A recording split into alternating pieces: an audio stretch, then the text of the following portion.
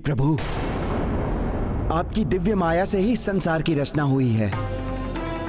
आपके परम ब्रह्म विष्णु स्वरूप के नाभि कमल से सृष्टिकर्ता ब्रह्मदेव उत्पन्न हुए।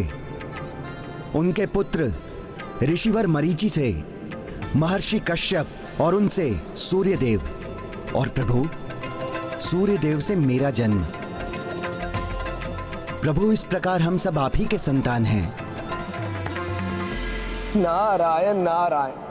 प्रभु श्री राम के वापस लौटने का समय जैसे जैसे समीप आ रहा है, वैसे वैसे ना जाने मन क्यों व्याकुल हो रहा है। ना जाने प्रभु नारायण के इस नर रूप को पुनः देखने का अवसर कब प्राप्त होगा।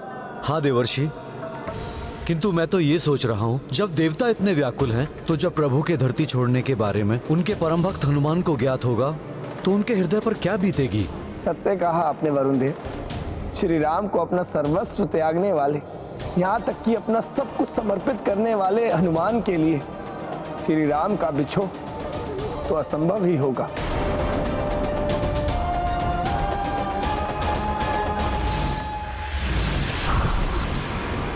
ये दुष्ट मुझे कितना भी उकसाए, किंतु अपने उद्देश्य को सफल बनाने के लिए मुझे संयम रखना ही होगा। उन गंधर्वों को कठोर उत्तर देकर पुष्कल और कैकेयी राज्य को उनके बंधन से मुक्त कराना होगा। अब तुम्हारी मृत्यु होगी युद्ध जीत। और जिन रघुवंशियों ने तुम्हारा साथ देने का प्रयत्न किया है ना, उन्हें भी सीख देने के लिए इस पुष्कल की भी मृत्यु होगी।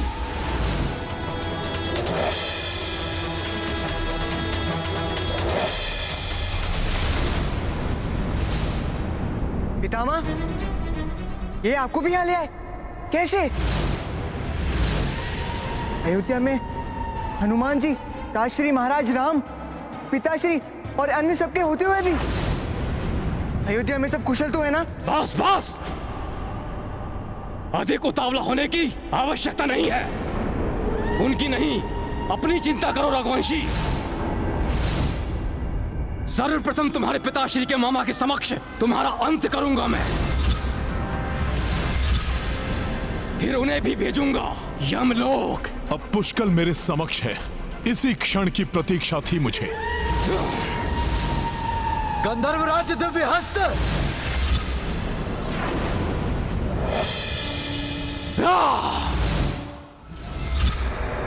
सखा,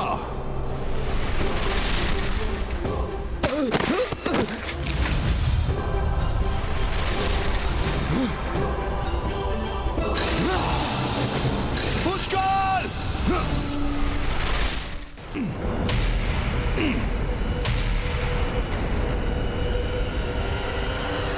आश्चर्य है, मेरी वज्र मुष्टिका के प्रहार के बाद भी यहाँ का ऊपरी पटल नहीं टूटा। कैसा है यह स्थान? आप सृष्टि के संरक्षक एवं पालनहार हैं। मत्स्य अवतार लेकर आपने सृष्टि को प्रलय जल से उबारा। कूर्म अवतार लेकर आपने देवताओं को समुद्र मंथन में सहयोग किया, और मोहिनी रूप धारण कर आपने अमृत को असुरों के हाथों में पड़ने से बचाया। सृष्टि के संचालक देवताओं को आपने अमृत बांटकर रक्षित किया। वराह अवतार धारण कर आपने पृथ्वी को रसातल के अंधकार से निकालकर उसका उद्धार किया। नरसिंह अवतार धारण करके आपने भक्ति की शक्ति को दर्शाया। प्रभु, जग को बताया कि सृष्टि के कण कण में भगवान हैं। वामन रूप धारण कर दैत्य सम्राट बलि को पाताल में पहुंचाया। परशुराम अवतार धारण करके अहंकारी भूपालों का दमन किया। प्रभु, और अब रावण आदि राक्षसों के अत्याचार से पीड़ित धरती के उद्धार के लिए आपने ये मर्यादा पुरुषोत्तम श्री राम जी का अवतार धारण किया। धर्म की स्थापना की, राजधर्म, सत्य एवं वचन की मर्यादा को स्थापित किया। हे श्री राम, अब आपके इस नर अवतार का उद्देश्य पूर्ण हुआ।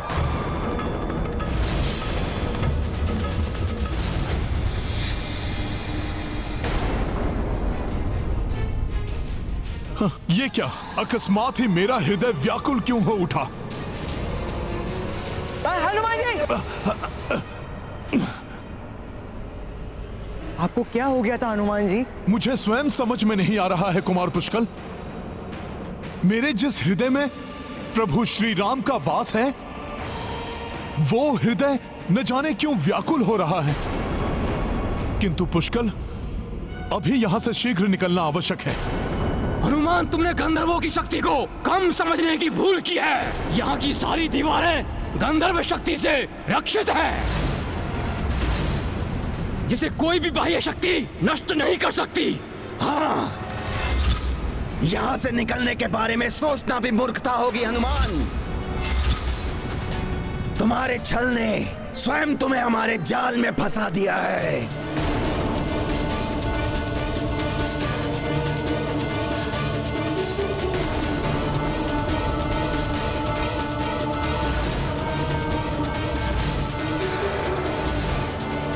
अब क्या किया जाए हनुमान जी? है कोई अन्य युक्ति? पुष्कल को यहां से बाहर निकालने के लिए मुझे अति शीघ्र कोई युक्ति सोचनी होगी।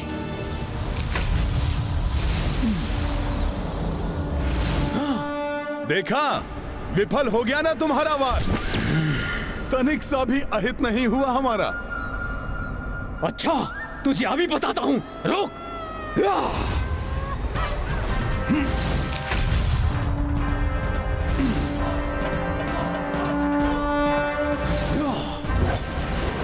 बस इतनी ही शक्ति है तुम गंधर्वों में। ये तो मेरी गति से भी धीमा है तुम्हारा प्रहार। बस, बहुत हो गई तेरी उछल कूद हनुमान। अब मैं देखता हूँ कि तू कैसे बचता है।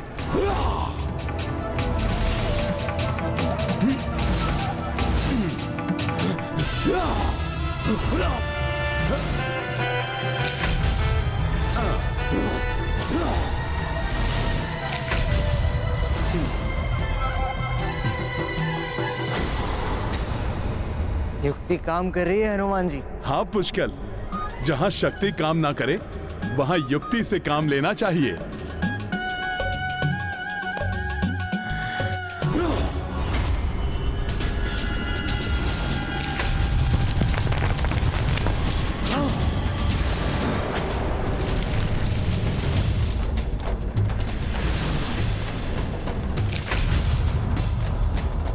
ये क्या हुआ? आशा है ये कोई अनिष्ट का संकेत ना हो।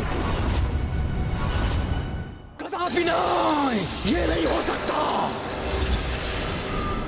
शक्ति के साथ बुद्धि की भी आवश्यकता होती है गंधर्वराज। खड़े खड़े क्या देख रहे हो मूर्खों? जाओ, जाकर समाप्त करो उन्हें। जल्दी जाओ, अंत कर दो सबका।